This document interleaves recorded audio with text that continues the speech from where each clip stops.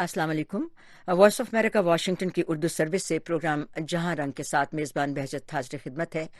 Doctor Awan, आपके ख्याल में इस वक्त जो सूरत हाल है उसके तनाजुर में आइंदा दिनों में पाकिस्तान से किस रोल की तवक्को की जाएगी और पाकिस्तान का रोल क्या रहे? जी, बहुत शुक्रिया। असल में आपने बड़ी अच्छी तरीके से पहले ही बता दिया है कि ये जो पाकिस्तान का किरदार है अमेरिका और अफगानिस्तान के दरमियान में पीस टॉक के सिलसिले में, वो काफ़ी उतार और चढ़ाव का शिकार रहा है पिछले एक साल में। और इसकी बुनियादी वजह जो देखने में आती है वो ये है कि अमेरिका और तालिबान दोनों के दरमियान एक दो क्वालिटीज़ हैं जो काफ़ी मुश्तरक हैं, और वो है एक, ये दोनों इम्पल्सिव हैं और अनप्रडिक्टेबल हैं। इस वजह से क्योंकि पहले पीस की बात की जाती है और साथ ही अटैक शुरू हो जाते थे तालिबान की तरफ से, और ट्रम्प भी पहले एक पूरी मुआहदा तय पाया और उसके बाद उससे विड्रॉल कर गए पिछले साल। तो ये एक इनके दरमियान में एक खसूसियत तो दोनों में पाई जाती है जो मुश्तरक है। अब बात यह है कि हमने देखा है कि अब कुछ सॉफ्ट टोन आना शुरू हुई है तालिबान की तरफ से, और उन्होंने इंट्रा अफगान डायलॉग की बात की है, और ये भी कहा है कि अशरफ गनी की हुकूमत भी साथ में, वो भी इसमें शामिल होंगे और इस पर बात की जाएगी।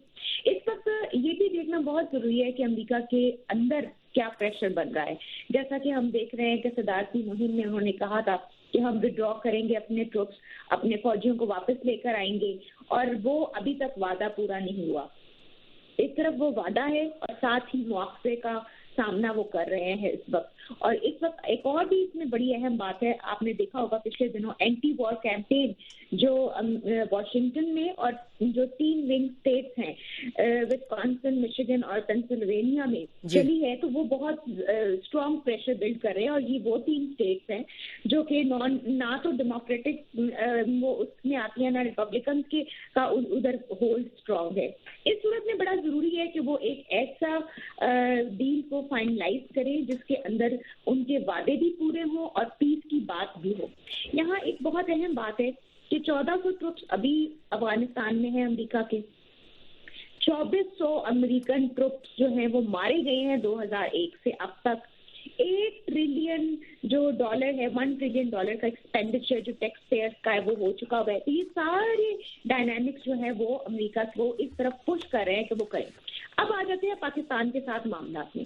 पाकिस्तान के पास इस वक्त ये बहुत अहम मौका है 3 मौजूआत के रेफरेंस से। सबसे पहला मौजू तो ये है कि FATF का मामला तय होने वाला है, और अगर अब वो ना निकला ग्रे लिस्ट से तो ब्लैक लिस्ट में डाला जा सकता है।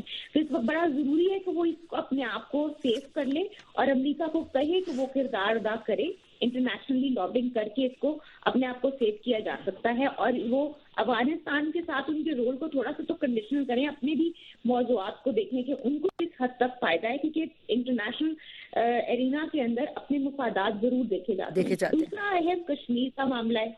कश्मीर के अंदर भी उनको चाहिए कि वो साउथी का इनको कहीं बार बार उससे विड्रॉ करते हैं। ट्रंप ने भी कोई ऐसी बात नहीं की, एलिस वेल्स ने भी कोई ऐसी बात की जिसके अंदर खुल के कहा हो कि हाँ हम कश्मीर के मौजू को आगे लेकर जाएंगे। तो ये कुछ ऐसे मामला हैं, और पोलिटिकल और भी इस तरह के जो इंडिया के साथ पाकिस्तान के मामला है उसमें इस कार्ड को अच्छी तरह इस्तेमाल करें। वहाँ अफगानिस्तान के मामला में आप आगे बढ़ रहे हैं तो कम से कम कुछ ना कुछ तो पाकिस्तान को भी इस वक्त गेन करने की जरूरत है, इकोनॉमी के रेफरेंस से, सिक्योरिटी के रेफरेंस से।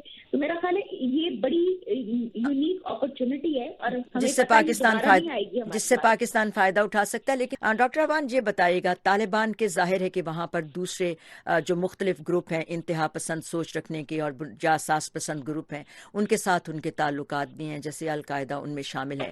क्या आप ये समझती हैं कि अगर तालिबान एक समझौता कर लेते हैं और ये वादा भी करते हैं कि वो आर्जी तौर पर जंगबंदी को रोक देंगे या मुस्तकिल तौर पर जंगबंदी को रोक देंगे, तो दूसरे जो असास पसंद ग्रुप हैं वो उनका साथ देने पर आमादा हो जाएंगे? ये तो हमने पहले भी इस पे बात की है कि इस वक्त बहुत सारे इंतहा पसंद ग्रुप हैं। अगर तालिबान को टेबल पे आप ला सकते हैं और उनसे मुआहदा हो सकता है तो ये पॉसिबिलिटी है कि इन जो शिद्दत पसंद ग्रुप हैं उनको ये रास्ता ना मिले, एक वैक्यूम ना मिले कि वो यहाँ पर कोई ज्यादा रोल प्ले कर सके। क्योंकि उसके बाद तो फिर आप तालिबान से ही बात करेंगे ना कि आपने ये कहा था ये नहीं हुआ, तो एटलीस्ट कोई तो अथॉरिटी होगी जिससे आप ये गुफ्तगू कर सकें कि आपने ये कहा था तो ये नहीं हुआ। एक और बड़ी अहम बात है जो यूसुफ साहब ने भी इसकी तरफ इशारा किया है कि ये सब मुआहदे के बाद ज्यादा काम करने वाला है।